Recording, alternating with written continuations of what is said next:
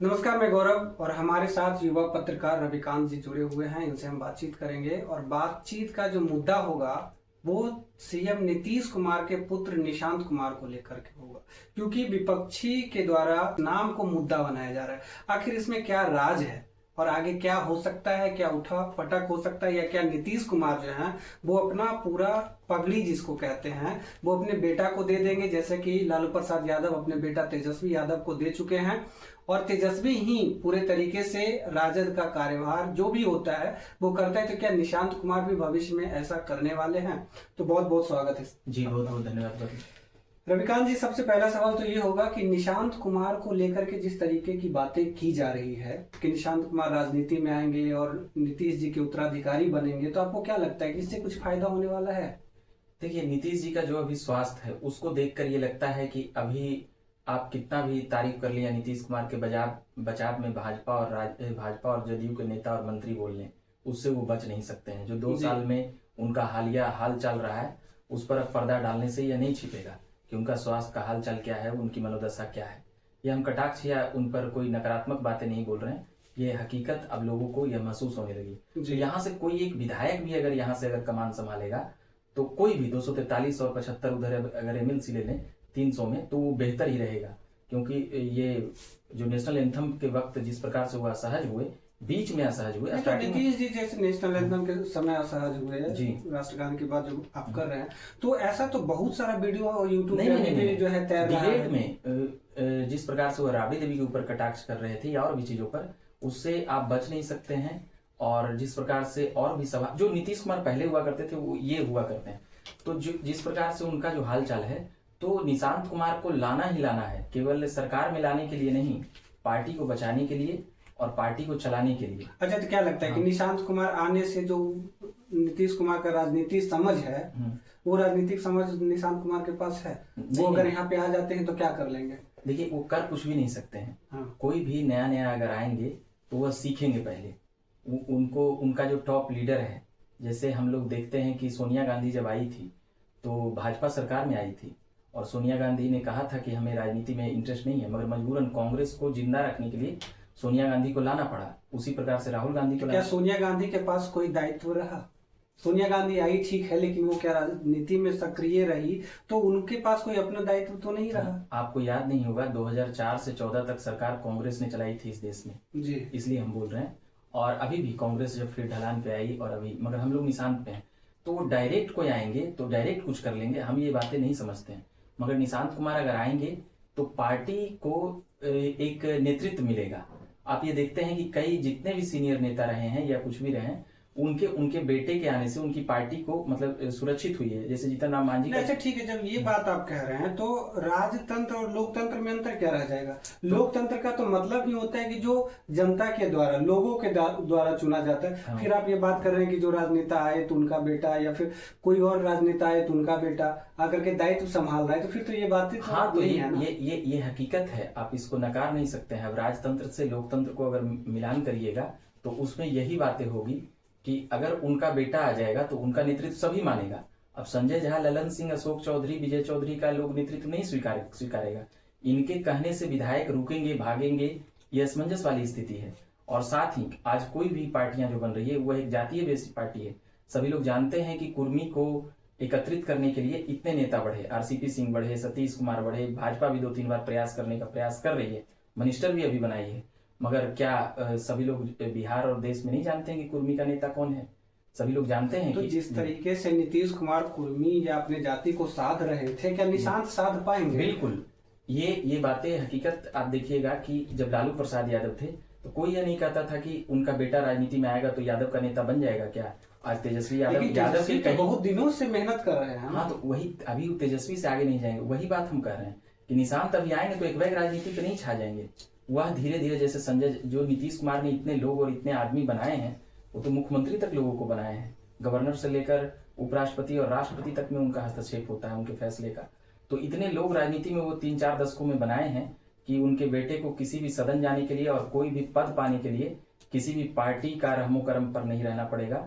और ना ही जो अभी राजनीतिक हालात चल रहे हैं उसके आधार पर कर रहे हैं। अब कहिएगा वंशवाद को समर्थन कर रहे हैं, वैसी बात नहीं है। नहीं तो इसमें तो देखिए दो सवाल हो जाता है, एक तो वंशवाद की बात है जी। और दूसरी बात है कि लोग जो वहाँ पे आते हैं तो हर जगह पे क्या होता है कि सीनियरिटी और जूनियर, जो सीनियर और जूनियर की बात होती है, जी, तो ये तो अभी एक बच्चा के जैसा आएंगे ना, इनके पास तो कुछ है ही नहीं। बिल्कुल। तो न तो राजनीतिक समझ है, न इनके पीछे जो है जनसभा है, न जनशक्ति है, देखिए न जन समर्थन है, कुछ नहीं है। देखिए अभी हाल में जो वह वक्तव्य दिए हैं, तो जैसे नीतीश कुमार टॉप पर हैं, तो वो उस स्तर के तो नहीं ना हो सकते हैं।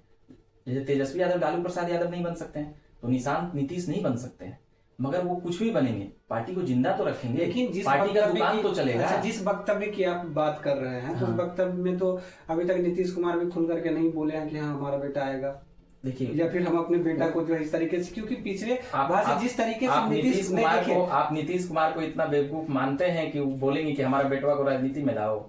अच्छा वो तो अभी शगुफा छोड़ेंगे ना, इधर उधर पोस्टर सटवाएंगे जिस ना। तरीके से आप शगुफा की जो बातें आप कर रहे हैं, हाँ। तो ये तो हमेशा जो है परिवारवाद पे जो हमला करते आ रहे हैं। बिल्कुल।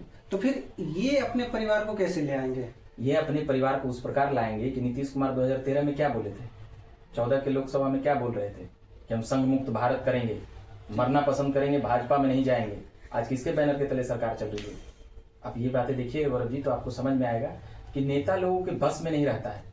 कुछ चीजें, कुछ फैसला, कथनी और करनी में अंतर है। बिल्कुल। कौन से नेता कथनी और करनी में नहीं अंतर है? तो नीतीश कुमार उससे अछूते हैं क्या? नीतीश कुमार उससे अछूते नहीं रहेंगे।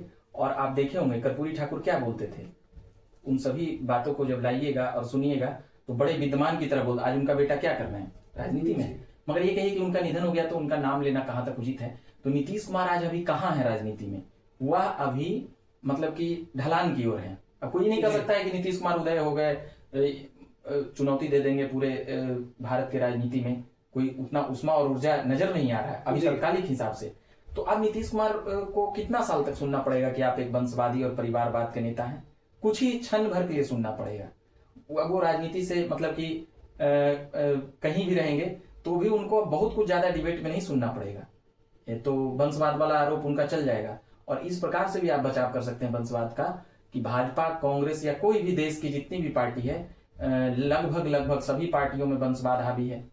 आप कह लें तो कांग्रेस जो इस देश का विपक्ष है वो वंशवाद के ही आधार पे खड़ा है। भाजपा में तो फिर भी 10 साल 20 साल काम करते हैं। तो जैसे कि अब लोग कांग्रेस को नकार रहे हैं, हाँ। राहुल गांधी को नकार रहे हैं, राहुल गांधी इतना मेहनत कर रहे हैं, इसके बावजूद नकार रहे हैं। हाँ। तो फिर सवाल वही हो जाता है कि निशांत को लोग कैसे मतलब कि स्वीकार करेंगे? देखिए, नकारने के बाद भी स्वीकारना, और विपक्ष भी एक सत्ता पक्ष होता है। कांग्रेस के पास आज कितनी सीटें और कितने प्रतिशत मत हैं आप उसको देखिए। कांग्रेस के पास आज नहीं भी तो दर्जन भर से ज्यादा स्टेट में वो विपक्ष की भूमिका में है या सत्ता पक्ष की भूमिका में है। इतना कमजोर होने के बाद भी कोई देश की पार्टी चुनौती नहीं दे पाई है भाजपा को कि कोई 99 सीट भी ला सके या कोई 50 सीट भी ला सके। तो कांग्रेस है विपक्ष, आप उसको मानिए। तो इस लोकतंत्र में तो खुली चुनौती थी कि भाजपा के सामने कोई और भी विपक्ष बन जाता। तो एक वंशवादी पार्टी ही क्यों विपक्ष में है?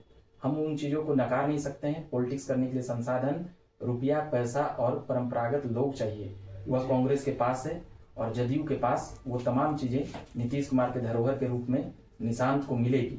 और हम लाख नकार लें मगर जदयू को जिंदा रखने के लिए निशांत की आवश्यकता है। और हम वंशवाद और ये चीजें, जाति पाति, ये पीछे छूट जाएगी। क्योंकि जब सामाजिक समीकरण और दृष्टिकोण से जब तक आपके लिए कोई पैसा, गाड़ी और पब्लिक लाकर भीड़ नहीं जुटा पाएगा तो आप राजनीति नहीं कर पाइएगा। तो निशांत के लिए वो लोग खड़े हैं। निशांत केवल अकेले नहीं है, उनके साथ ललन सिंह, संजय झा से लेकर के उमेश कुशवाहा, विजय चौधरी, अशोक चौधरी, ये लोग पूरी तरीके से कहीं भी इधर उधर कोई लोग जा सकते हैं। निशांत के आने के बाद उनका नेतृत्व नहीं स्वीकारेंगे या ये करेंगे, मगर अंततः जदयू का भविष्य वही है। कुछ भी नहीं होगा, 3% के नेता तो रहेंगे ना जी। अब साथ साथ और भी जो लोग बनाए हुए हैं वो सब अपना राजनीतिक दुकानदारी कर सकते हैं। आजकल पॉलिटिकल पार्टी उसे ही चल रही है, प्राइवेट लिमिटेड कंपनी टाइप नहीं चल रही है। और निशांत के आप बयान को सुनिए, वो कितना सजा हुआ और कितना संयमित बयान दे रहे हैं। कोई हमने 20 साल में नहीं देखा कि कोई मुख्यमंत्री का बेटा कोई आकर किसी चीजों में विवाद में रहा हो और दबंगई किया हो, किसी के साथ लफड़ोई किया हो या रंगदारी मांगी हो। हमने कई मुख्यमंत्री ऐसा देखे हैं कि उनका बेटा, विधायक के ही बेटा का भौकाल देखिएगा, मगर नीतीश कुमार के बेटे का कहीं भी भौकाल नहीं देखिएगा। उनका जो भी, हम तारीफ नहीं कर रहे हैं, जो चीजें हमने देखा समझा है उसके आधार पे कर रहे हैं। इसलिए उनके पक्षधर नहीं है, जो आज राजनीति में हो रहा है उसके घटनाक्रम के आधार पे हम बातें बता रहे हैं। मिस निशांत राजनीति में आएंगे और वो जदयू का कमान संभालेंगे, है ना? वो नहीं भी राजनीति में आएंगे तो जदयू का सारे फैसला उन्हीं से होगा। जी, तो अभी आप सुन रहे थे कि नीतीश कुमार की आवश्यकता निशांत कुमार बन चुके हैं, क्योंकि नीतीश कुमार अब रिटायर लेने के कगार पे हैं। अब ये रिटायर हो ही जाएंगे, ज्यादा से ज्यादा साल 2 साल रह सकते हैं। अगर इन पे परिवारवाद का आरोप लगता भी है तो ज्यादा दिनों तक इनको झेलना नहीं पड़ेगा। और ऐसे भी नेताओं की कथनी और करनी में अंतर तो होता ही है। ऐसी खबर को देखते रहने के लिए बने रहिए हमारे साथ। नमस्कार।